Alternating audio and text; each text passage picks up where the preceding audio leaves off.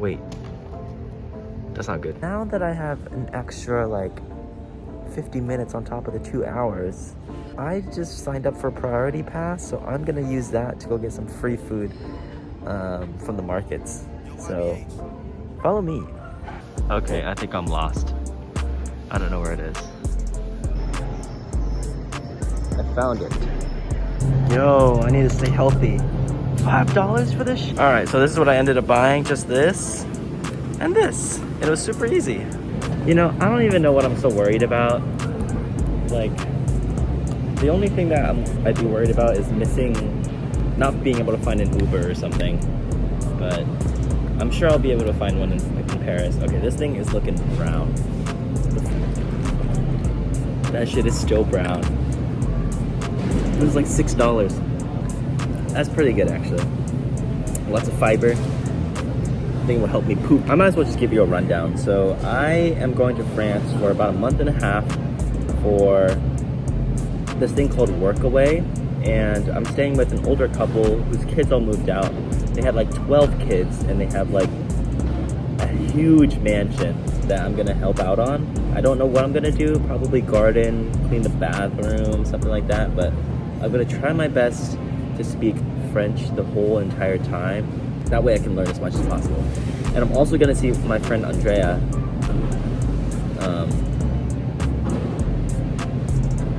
In Nantes, and that's gonna be really fun. This fruit is delicious. Definitely some GMO. You know, I like vlogging. It's kind of fun. Like a friend. All right, what's up? It's Daniel from the future. I'm finally in France. So I've gone through a lot and I'm really tired.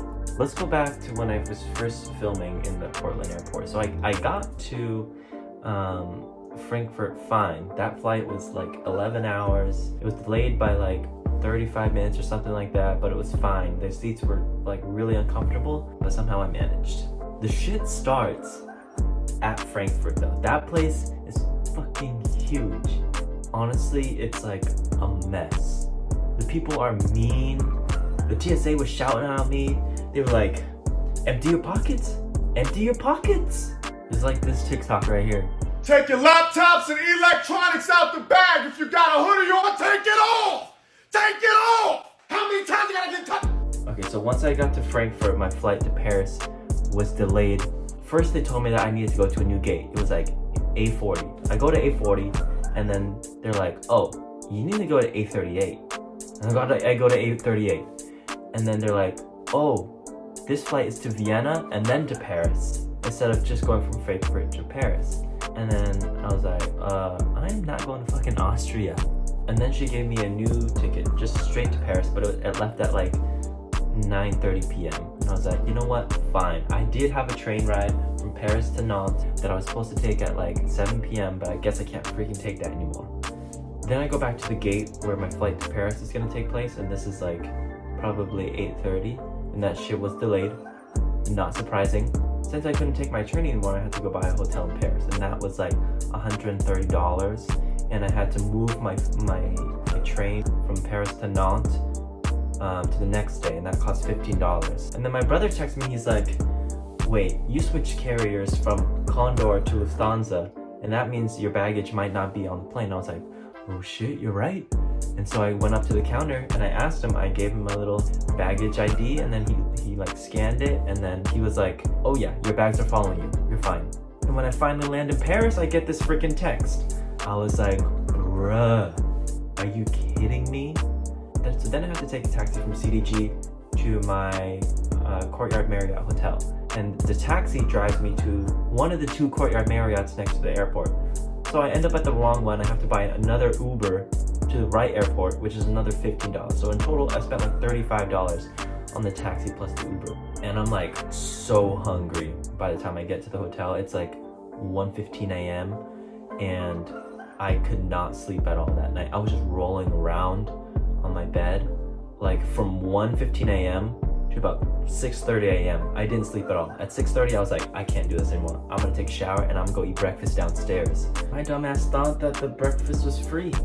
And then when I check out of the hotel, it was like $30. So then I buy an Uber from CDG to Montparnasse, which is a train station, and that Uber was like $80, and we had to like go through Parisian traffic, which is insane. Like cars were in the middle of the intersection, like this close to each other, and they were like, and I was like, holy shit, I'm gonna die.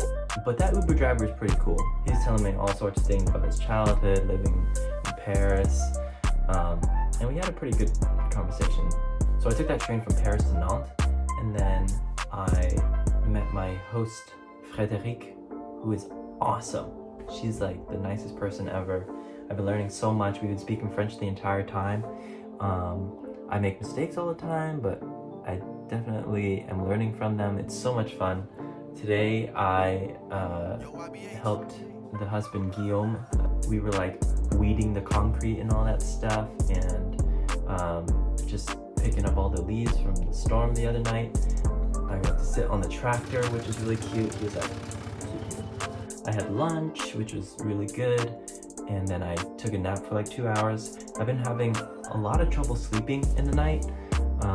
Last night I slept for like 2.5 hours. I was up until like 5 a.m., 6 a.m., just rolling around again. We've been trying to call Lufthansa and find out where the hell my suitcase was, and they've been really unresponsive, but today I just got an email, maybe like an hour ago, that my luggage is on its way now. The place is huge, it's really beautiful. I'll just put some clips on right now. This is what the first floor looks like. There's a really nice kitchen, there's some nice chill spots. There's even a tennis court. Yeah, and this place is 3 stories tall, and it's a freaking chateau. It's huge.